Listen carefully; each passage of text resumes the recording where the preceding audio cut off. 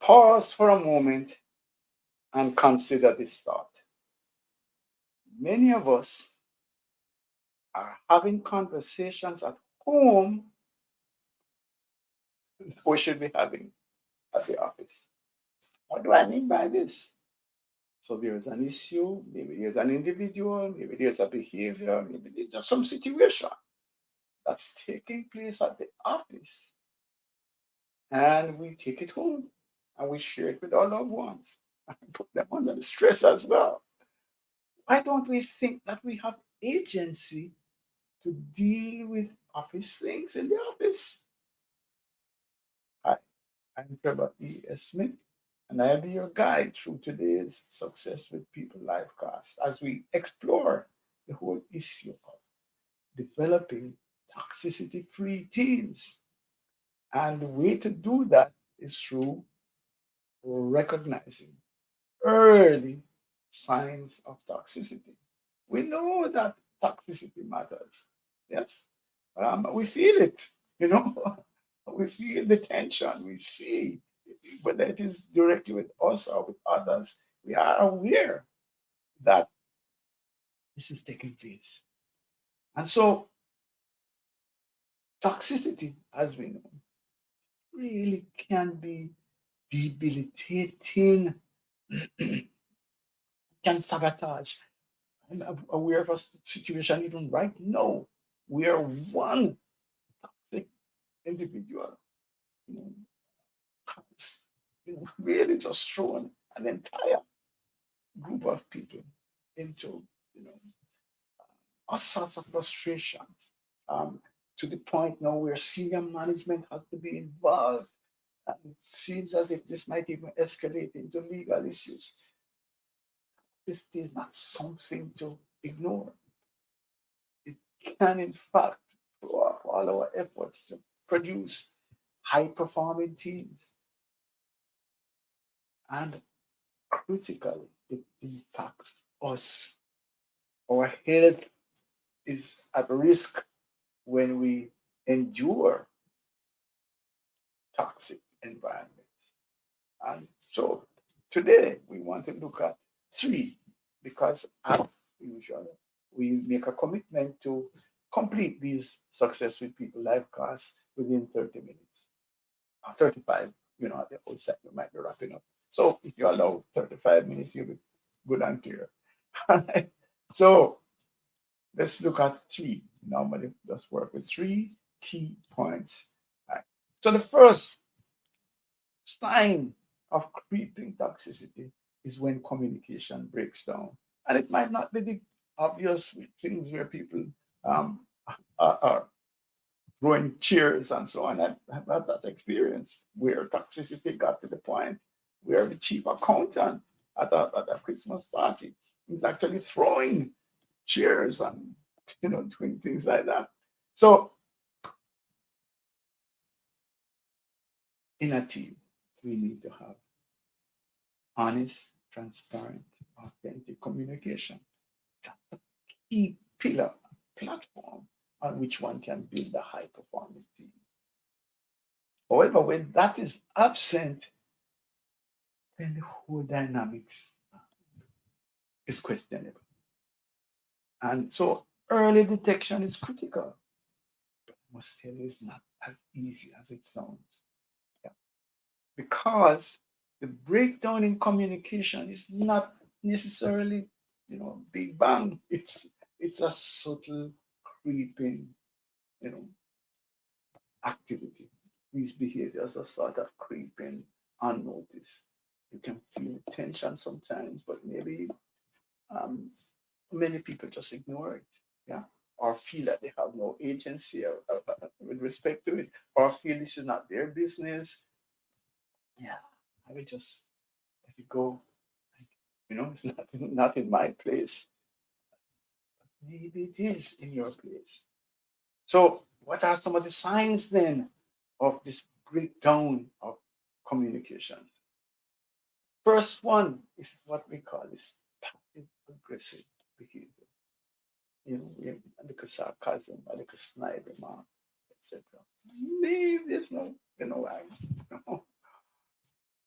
I'm not guilty of anything. It's just, just a little edge. You just pick it up. It's a little edge to the comment, a little, mm, mm, um, and you kind of turn your head. And if, of course, if it comes up again and, recurs, then you know that there's something going on. This one actually impacts performance and productivity in the organization, where people actually intentionally hold back information that I need, you know. Or um, if I jump to the fourth one here, there's a mixing of avoidance where I might actually slip, um, you know, a piece of paper with the information while you're not at your desk because I don't want to have face-to-face contact with you. I don't want to have this kind of direct communication. And so I avoid it. If we're dealing with number four here, where we are saying um, we have a group, three of us are speaking, and Trevor comes up, and as soon as Trevor comes up, Antoinette quickly disappears. We just don't play together. And the observant individual, observant team member should pick that up and do something about it. Hey, Antoinette, what's the problem with you and Trevor? That's easy. It doesn't have to be the leader. You can deal with that. That's something that can be done and should be done.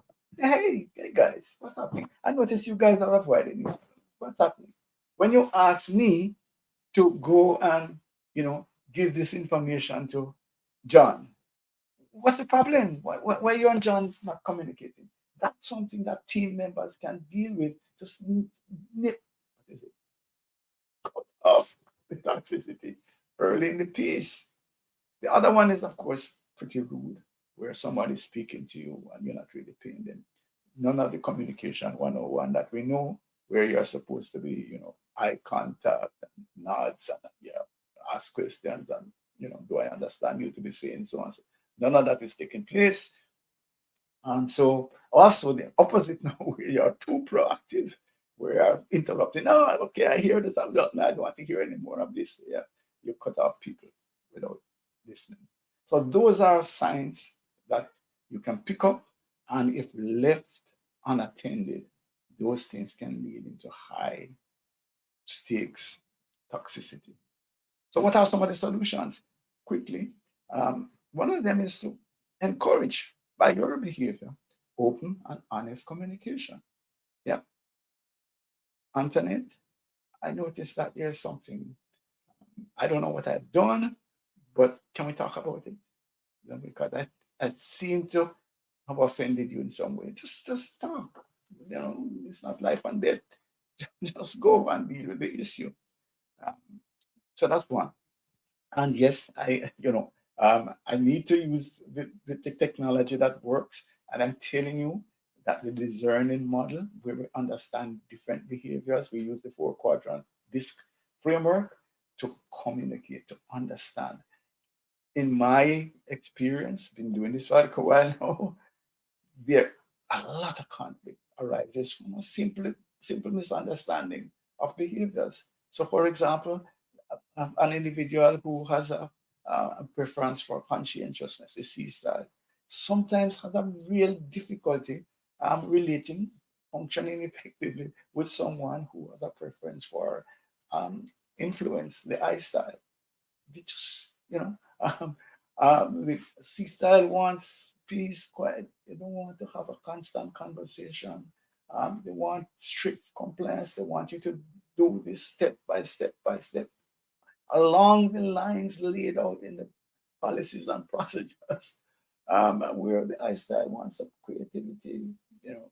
Yeah.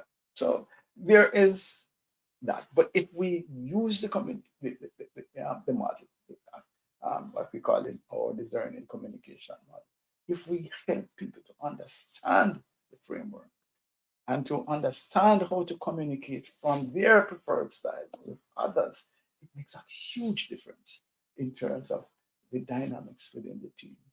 How do you give instructions? How do you give feedback? Those are different approaches. It's not one style fits all. And so I'm just suggesting that do not underestimate the impact of being able to communicate with someone from their preferred behavioral style. Use the language that they use the, understand how they think, how they perceive life, how they navigate through life. And if you can get the team to understand, not only to understand, but also to appreciate and to respect these differences, we're going to eliminate a lot of toxicity, a lot of conflict. And of course, you want to be able to create a safe space, yeah, provide psychological safety. And somebody, ideally the team leader, could be a repository for that, which means that you can come and talk to me. Antoinette, you have a problem with Trevor, come and talk to me confidentially about it.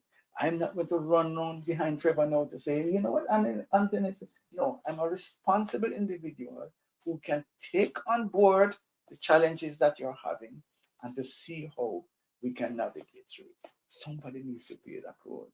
Sometimes it might be a lot more direct, where, obviously no, the thing has escalated and it is open and obvious.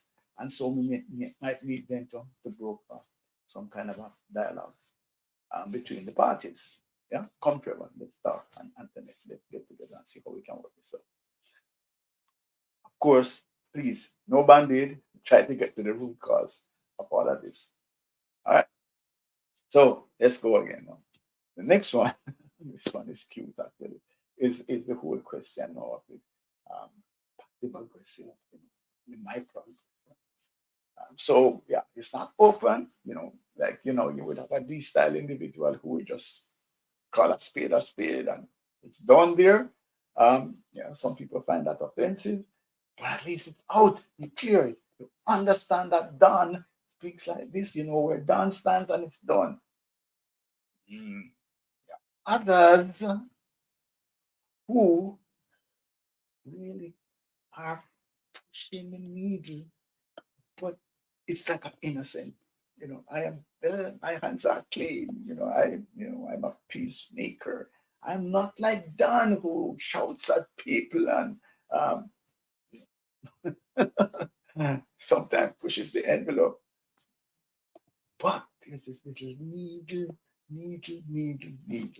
Whether it is a sarcastic remark or some mocking. And of course, it can get worse, where instead of confronting, like Don, you actually go behind the back and, saying so about people. Yeah, the backhanded compliments, those, not meant at all. Those are signs of creeping toxicity. And we can identify them and we can address them.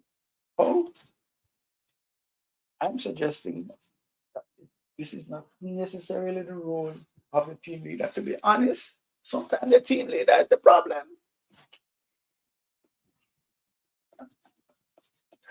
Sometimes the team leader is the problem. Anyways, somebody on the team needs to take on the responsibility of dealing with this. So you have to identify it first, right? And then call it out. Call it out. Yep. I see it. I understand what you're doing. I'm calling it out. So maybe you're not as brave as some people might be. So the first calling out is that we notice that people are behaving in this way. And you describe the behaviors that you see. Yeah? Just generally. And you're saying it's not healthy. Let's not do that anymore. That doesn't work. Then maybe you need to call the perpetrators one on one and say, hey man, you know, what are you doing is not right. It's not healthy for the team. And talk to them one away. You do not have to be the team leader. You can be talking about it as a team member. And if it is the team leader, you can talk to me. Come, Trevor. Let me tell you the truth. Some people might not want to come and talk to you about it. But you see, this behavior, it's not landing well with the team. You see, yeah. Just talk. Okay. So you might have a team leader who is out of control, that's the risk. But something has to be done, otherwise the toxicity will continue and develop and escalate. So that's a suggestion that somebody needs to step up and talk it out. So there should be some open conversation and some willingness to address conflicts directly so that we can foster some kind of atmosphere where at least there's mutual respect and trust. We don't have to love each other, in depth and hug but at least we should be professional. We should be respectful. Hmm? We need to have a safe space with which we can within which we can function. All right, I hope this is going somewhere for you. If I am stepping on your corn, I'm sorry. Please don't hold anything against me. No, this is one that I think if we are true, who we can identify with this one is the toxicity that comes from me. No, no, no, no, no, no, that's not true. You know, pushback, pushback. That there's absolutely no feedback that you can give me that I'm not going to defend. And say, nah, no, you misunderstand that. No, it's your fault. And by the way, if Mary had given me the information on time, I would be in the state. Why you don't go and talk to Mary? I'm Teflon. I am Teflon. You cannot accuse me of anything like that. Mm. When you create that environment or allow that to continue, what happens is that you develop a situation where there's no accountability. No accountability. People feel free to do whatever it is because why are you picking on me? Why you never talk to John? I see John doing the same things or doing worse than me, and you're not talking to me. Interesting how people can push back and how that pushback actually manifests itself now in creating a toxic environment where there's no accountability, where people can do what they want, where people feel hard done by when you come to them to hold them accountable, when there's rampant absence of accountability across the board. Interesting stuff. So, how do we address? You should do it from the beginning, by the way, so you don't have hardcore resistance. When you get to the place where there's hardcore resistance and lack of accountability, then you have a harder time. But today's session is about early signs. So I would suggest that the leaders, people who are senior in the team, etc., should model the behavior, should be open, should invite. Yeah.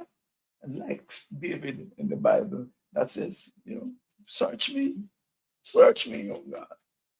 That's what you should be. You should be inviting feedback. Am I doing well enough? Tell me, I want to get the information. So far from giving a pushback, I'm inviting you, please help me by pointing this out to me. Any kind of behavior that you find that is not aligned to where we want to go, come and talk to me about it. I want to hear it. Invite it. So that's the first stance, right? And when you are doing that, then of course the others will start to model the same behavior. So again, speak from a position of integrity and be open to feedback. Here's the other piece now, though. When someone else makes a mistake, the way that you treat that mistake, the way you handle it, if it is woe is me and how you're so careless, and look how long we have been trying to tell you how to do this, and did you follow the manual and do you understand the implications of what? Ooh, the next time I make a mistake, I am going to get shovels to cover it up. I am getting every kind of thing to make sure I'm covering it up because I'm not going back through that storm. What if comfortable? So what has happened here is that, as you can see, the desired result was not up. Let us go back through step by step. What did you do? What should you have done? How can we learn from this? That then prompts me to be able to come and say, hey, I'm having a challenge. I want to make a mistake, or I have made a mistake and I want to fix it quickly. Help me, please. In that environment, we start to develop high performing teams. We have a confidence that people will come forward, will learn from mistakes, and will do better going forward. That comes down to how we treat mistakes. Let me give you a scenario. You come into the job and you try to find out what happened to the incumbent, the person who was in the job before. So in the lunchroom, you understand that they made a mistake. They're no longer there. What happened to the one before that? Oh, they also made a mistake. They're no longer there. What is the message, Trevor? Don't make any mistakes. And if you make any mistakes, Trevor, try to find some way to let nobody find that out. Difference in treatment. Difference in treatment. You don't want to drive errors underground. You want to have people bring them up and use them as a learning experience. So, of course, you can preclude errors by the continuous learning, making sure that you are consistently upskilling the staff. That is also another way. So, what are we saying here? We're saying that basically, when we have looked at those three, and there are many other very subtle ways in which toxicity creeps in. But if we can identify these at least, look for the early signs and take action to address them, we have a good chance of creating and developing toxic free teams. And of course, that then adds to the bottom line. So, what are we saying here? Toxicity can be debilitating, impacts our performance, it brings stress, it distracts us. We know it, we feel it, but yet still we tolerate it. What is it? Why do we feel as if we do not have agency? Why do we go home and burden our families with the toxic stuff from the office? As a matter of fact, in many instances, we even have code names for the individual. So um, people are there at the edge of the seat almost, waiting for the next installment. Oh, come on.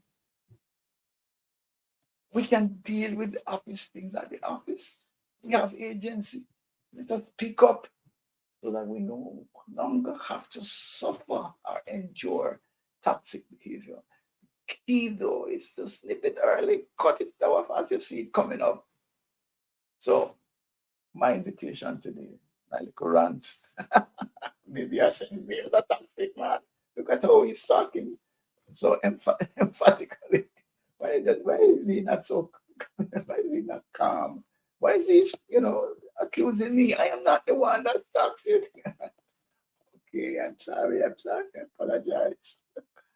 So, but make a commitment, please. Make a commitment where you identify toxic behavior as it starts to um, creep in, and address it immediately.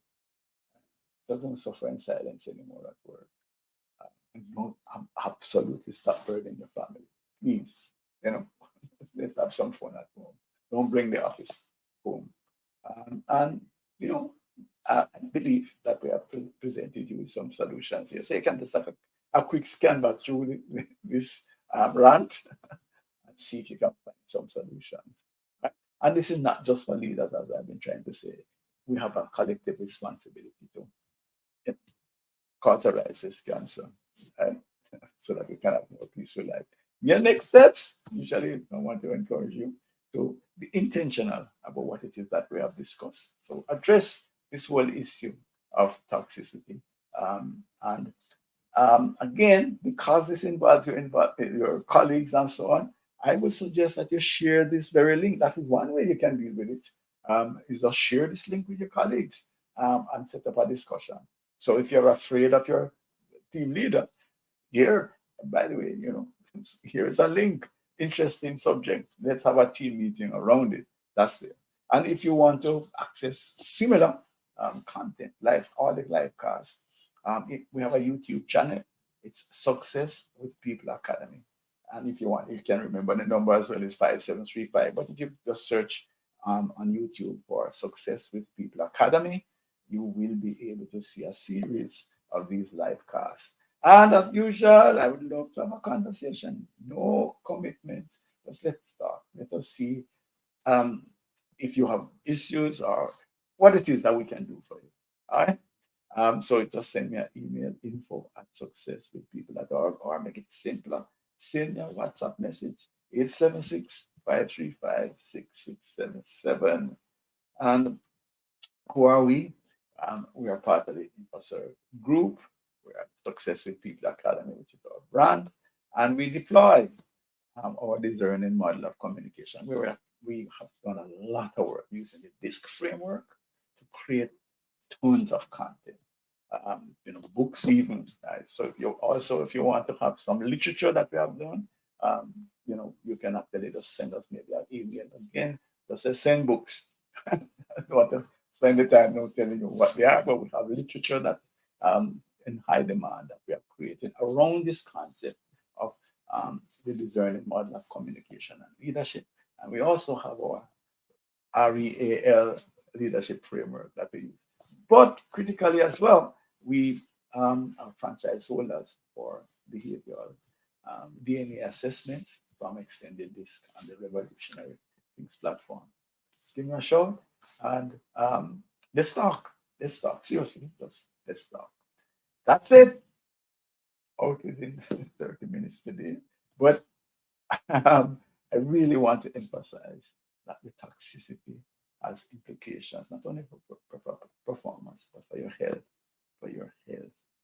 And please stop bringing the toxicity home to impact the health of your loved ones. Take agency. Do something about it in the workplace. Have those conversations. Identify early. Bring together Antoinette and Trevor and say, hey, what's happening, guys? Stop letting the snide remarks and so on just go by. Do something about it. It's injurious to your health. It's injurious to performance. It's injurious to productivity. What's the point? Thank you. I'm Trevor E. Smith with the Success with People Academy. It's about talk. Appreciate it.